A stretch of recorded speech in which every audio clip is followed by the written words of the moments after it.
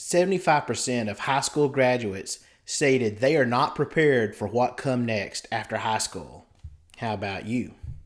Anxious, scared, apprehensive, and overwhelmed are a few things you may be feeling right now, but it doesn't have to stay that way. The moment you walk across that stage with diploma in hand, your life will change. The question you ask yourself, what now?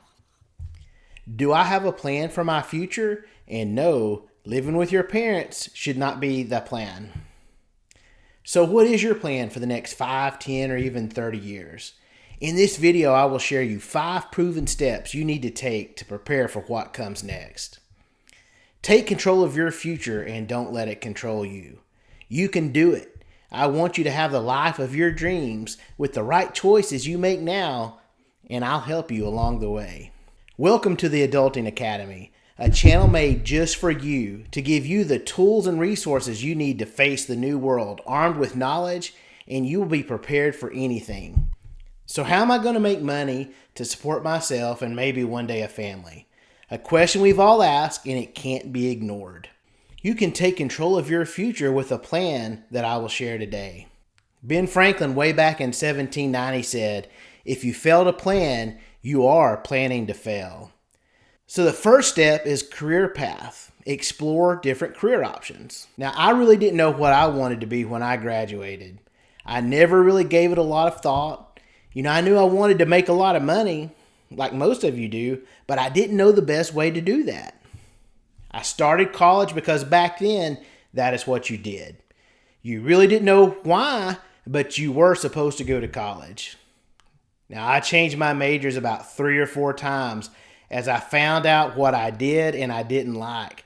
But that took time and money, and we don't have time for either one of those. But I ended up and I settled on business management because to me it just came naturally. Now this is one of those things school just doesn't teach. How do you find the career path for you? Now 50% of high school students said family and friends influence their decision, and it's not always for the better. You have to do what is right for you. Now I have 11 questions that will help you pick the very perfect career for you, and you can find those in the link in the description as well. Check out this video about how AI and these questions can point you in the right direction. Now you can job shadow, go on internships, work to get part-time to get experience in different fields. All these are ways to explore different careers. Now you will hear me say this over and over again. Choose a career that you love. Don't let a job choose you. Many times we take the first job that we're offered or we find and we kind of end up stuck there. One day you look around and you wonder how you got there, and more than likely you're wondering how do you get out. Don't do that. Let's pick a career path that is meant for you. Now the second step is to know yourself. And this is really part of personal branding. Knowing and understanding your strengths and your weaknesses. What are you really good at naturally, and things that you just really don't like? Do you know what you love doing, and do you know things that you hate doing?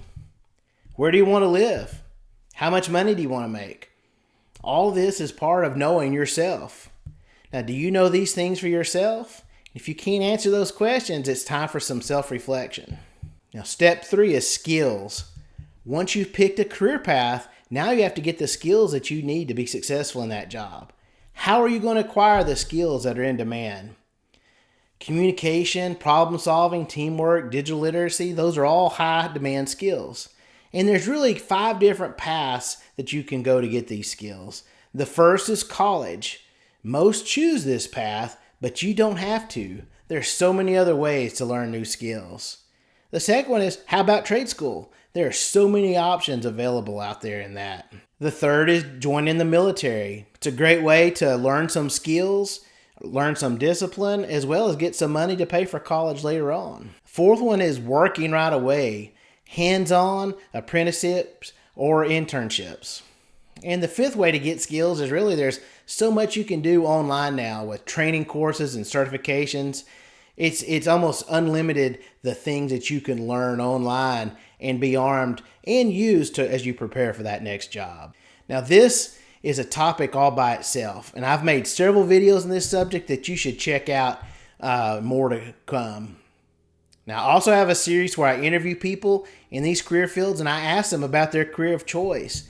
Now, the latest can be found here, and you can find out what it's like to be a registered nurse, if it's a good field to pursue for you. Now, the biggest factor in acquiring skills is going to be time and cost. This is a factor you must consider when choosing a career path. Do you have the dedication and the time to devote to this? And how are you going to pay for it?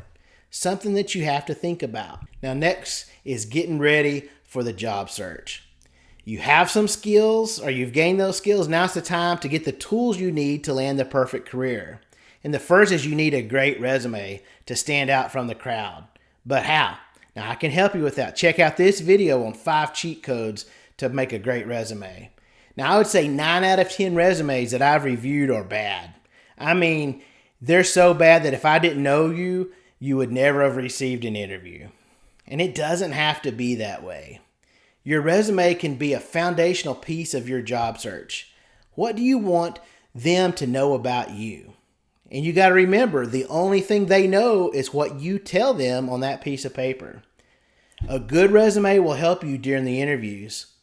You have a ready reference for things that you've done and what you're good at. So when those questions come up and your brain just goes blank, you can look at your resume and it reminds you of some of those things that you want to talk about.